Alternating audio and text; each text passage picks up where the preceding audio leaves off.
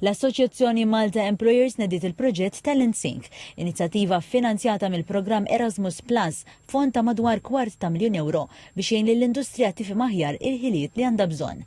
Il-koordinatur tal-proġett Kurt Corti spjega li Talent-Sync se janalizza l-iżvilupp ta' ħiliet fi 3 industri: l-avjazzjoni f'Malta, l-innovazzjoni tal-ikel fl-Irlanda u t-turizmu fl-Olanda.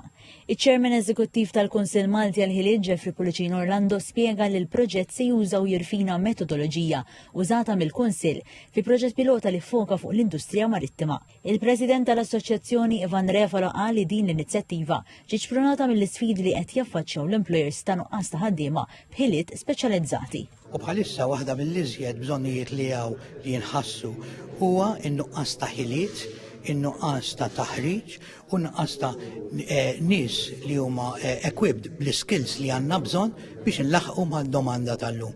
Illum qed inħarsu lejn industriji ġodda, digitalizzazzjoni, artificial intelligence, jiġifieri iżjed kull ma jmur irridu li n-nies ikunu iżjed ippreparati. Refalo żied li biex jintlaħqu l-miri ekonomiċi tal-pajjiż, inklużi dawk marbuta mal-Viżjoni Malta 2050, hemm bżonn koordinazzjoni akbar bejn l-industrija, l-edukazzjoni u min ifassal il-politika dwar l-iżvilupp tal-ħaddiema.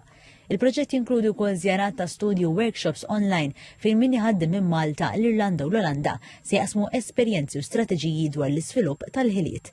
Il-Ministru għall-Fondi Ewropej Stefan Zrinzot Pardi qal li l-investiment fi żvilupp tal-ħiliet huwa essenzjali biex l-ekonomija tibqa' kompetittiva u biex Malta tkompli tilħaq il-miri tagħha.